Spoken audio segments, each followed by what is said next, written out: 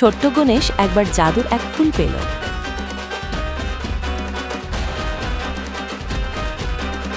যে এই জাদু ফুল পাবে তার মন পূর্ণ হবে।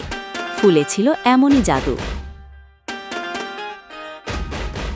খুদে গজানুন জাদু ফুলটা মা পার্বতীকে দিল।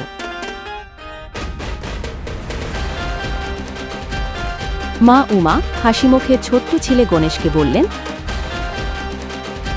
তুমি সবসময় অন্যের সুখ চাও।